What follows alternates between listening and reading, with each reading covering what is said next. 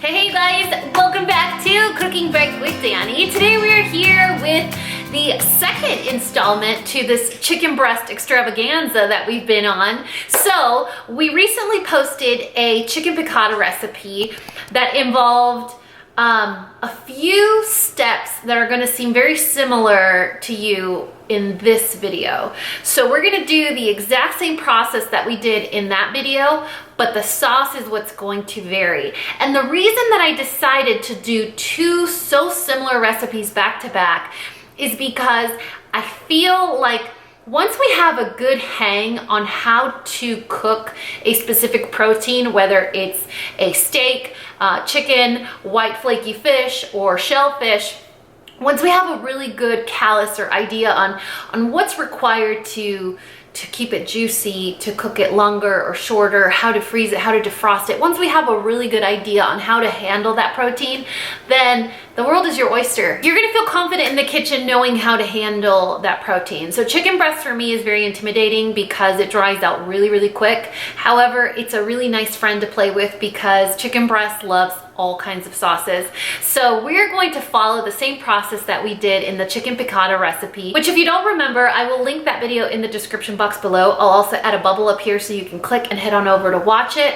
But it was a very simple process of dredging. Dredging means coating in a seasoned flour, browning in a saute pan, and then making your sauce. It's a very simple process.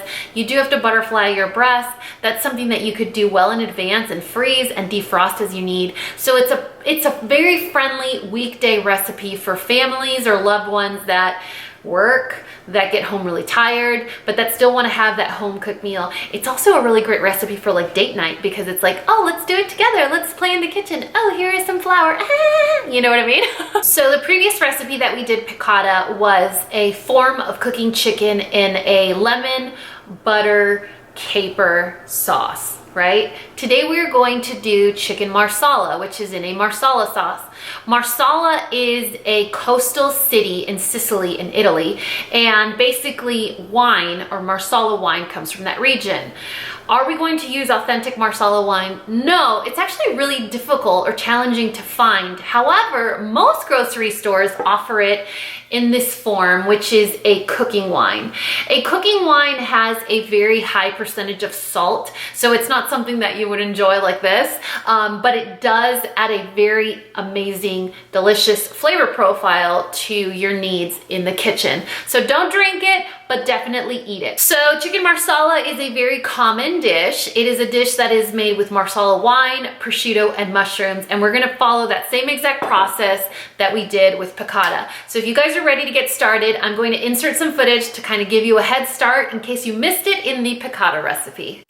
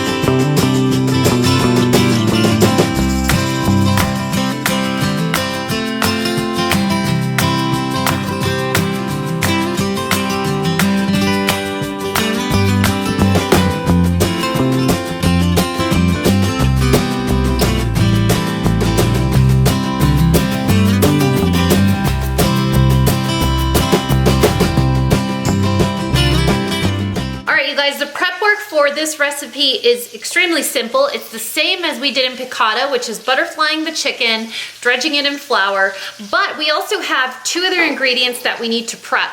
We need to prep some mushrooms and we need to prep some prosciutto. Prosciutto is a really delicious cured ham. When I don't have prosciutto, because this is kind of a pricey ingredient. This is something that you would serve on like a charcuterie platter. This is something that you serve rolled up with like cantaloupe. It is a very delicious, very salty cured ham. So if you don't have access to it, or you don't want to spend the $6 on cured ham, you guys don't have to.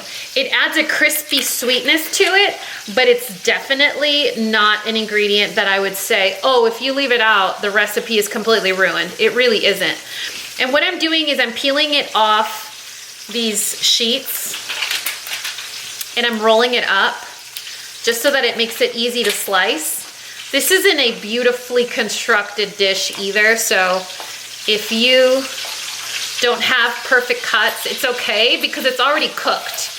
The only time we want to worry about how perfectly cut something is if we're going to need to cook it still.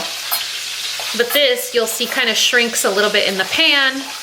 It gets crispy. So we have our prosciutto ready to go.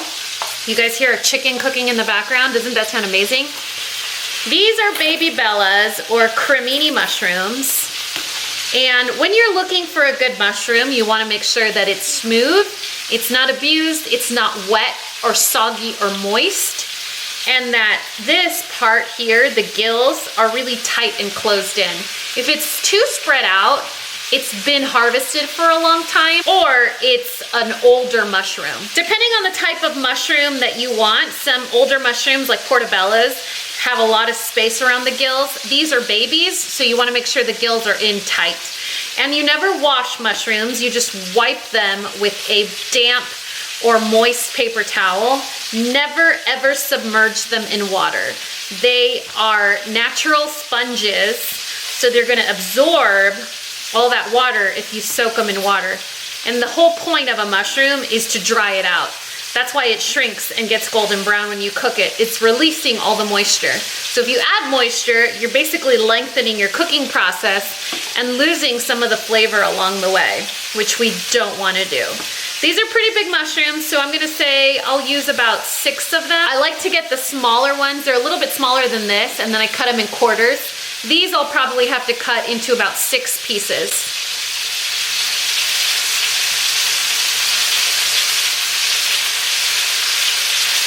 When I buy mushrooms, I like to cut a little bit off of the stem because I feel like it's usually pretty dried out and it's changed in color, so it doesn't look as pretty. And so I just like to cut a little bit off the stem before I cook them. And now we're going to hold the mushroom on its head, cut it in half. And since I'm gonna do 6 pieces, I will cut it down in thirds. If it falls apart, it's really no big deal, you guys, because it's sort of a rustic dish. It doesn't have to be pretty. It's a dish you can make look pretty on date night, but it doesn't have to be pretty.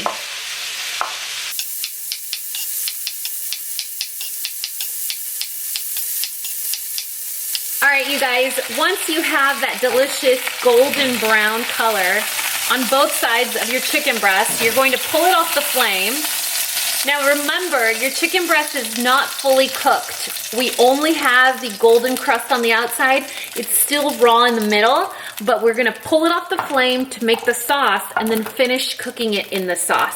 So here we have the remnants of the butter and olive oil. We're going to add prosciutto and we're going to saute that up. We just wanna make it a little crispy and render off some of the fat.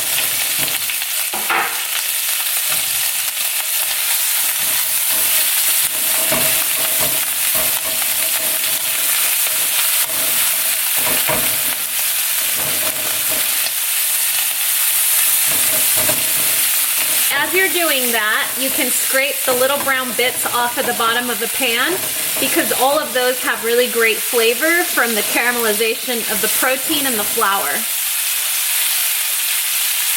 Then we're gonna add our mushrooms. And mushrooms are notorious for releasing liquid and sucking up liquid. So when you add your mushrooms, don't be alarmed if all the oil disappears for a minute. You can add more olive oil or you can add more butter until they shrink and turn golden brown. So you're gonna kind of move them around in the pan. Do you see how all the oil disappeared? Where do you think it went? All the mushrooms were like, and they sucked it right up. But just like they sucked it up, they're gonna release it back. Remember how important it is to season as you go. So we're gonna add a layer of flavor and seasoning right now. We're adding some freshly cracked black pepper and some salt. We're gonna give it one more stir. You can see how golden brown and delicious these mushrooms are. Matching their friend, the prosciutto ham. Now we're gonna do this. This part can be a little scary because you're gonna get a real loud sizzle, okay?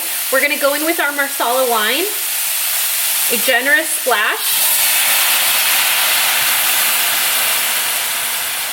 Whenever you're cooking with alcohol, like a vodka or a rum, a beer, if you cook it, if you apply heat to it, all the alcoholic properties, the part of the alcohol that affects you gets cooked out. So all that remains is the flavor, and that's what you want to leave behind. So whenever the recipe calls for a red wine, a white wine, or a vodka, you don't have to worry because you're not actually consuming that alcoholic part of it. Can you leave it out? Yes. In this case, no, because then it's not chicken marsala anymore. We're gonna let this bubble just a little bit and add some chicken broth to turn it into more of a sauce,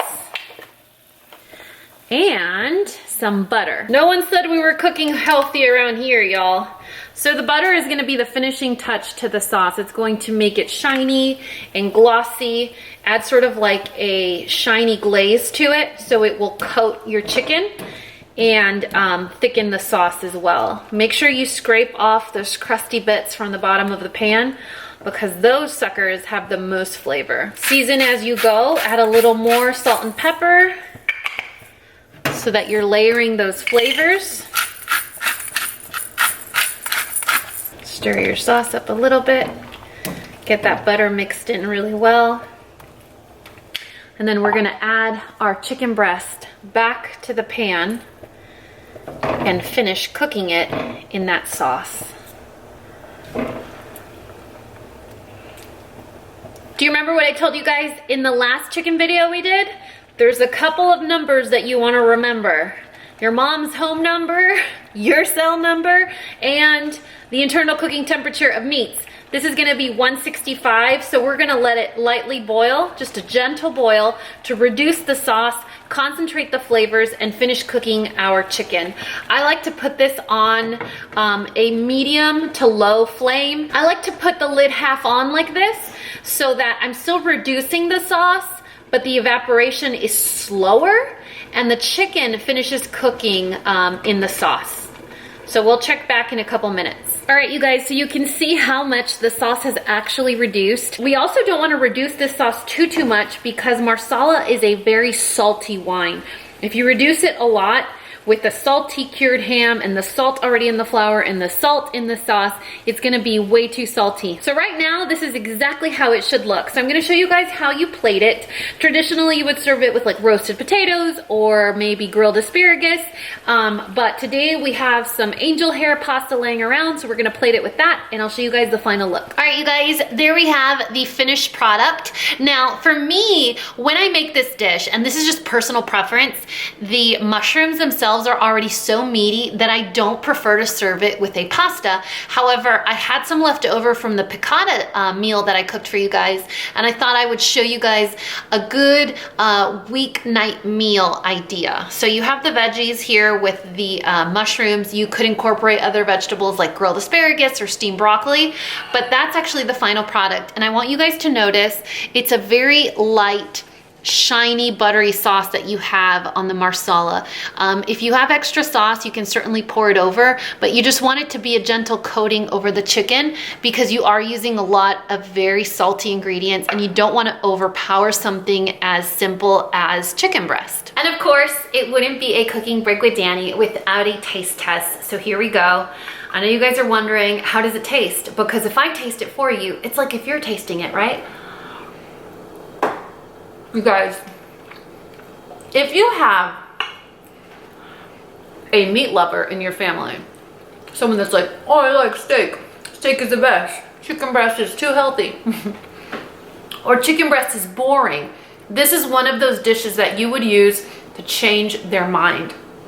It is chicken breast, but with the mushrooms, the prosciutto, and the wine. It really turns it into a very hearty, very filling, and very meat lover friendly dish. I really like this meal on like a cold winter night because it's not as heavy as a chili or a stew, but you're still getting that hearty warmth coming through with that Marsala sauce. If you guys have tried this dish before, let us know your thoughts in the comment section below. It's one of my favorites. It's actually one of the dishes that I would show my students how to cook, and they would run home and do it because you don't really need to use very expensive ingredients if you leave out the prosciutto. Prosciutto, for some reason, it's an import, you guys. It's very pricey. I wouldn't recommend substituting it with anything. I would just say leave it out if you don't have access to it. It's still a phenomenal, delicious, delicious meal. Anyway, that is it for this video, you guys. I really hope you guys enjoyed it. Like always, all of the ingredients, the portions, the sizes, I know I never tell you guys the amounts because I'm so used to doing this already. But if you guys are curious to the exact recipe that I followed, it will always be listed in the description box below of this video. I love you guys so much. I really hope that you guys enjoyed this video. Let me know your thoughts. Let me know if you guys have any requests for special dishes. I think for the next video, we should focus more on the kitchen itself. If you guys were to go to the store and buy a knife, what would you look for? If you guys were to go to the store and look for cookware, what would you look for? So I want to do sort of like a video where I give you my top knife picks or recommendations, and maybe another video where we talk about the bare minimum equipment that you would need in the kitchen, because I have a feeling that as you watch these videos with me, you're gonna see that I tend to use the same things over and over, the same wooden spoon, the same tongs, the same saute pan. I'm a fan of stainless steel, and you're gonna see it on this channel quite often. All right, you guys, that is it for this Cooking Break with Dani. Don't forget to subscribe, like, and share with your loved ones. Let's get cooking, and most importantly, let's eat.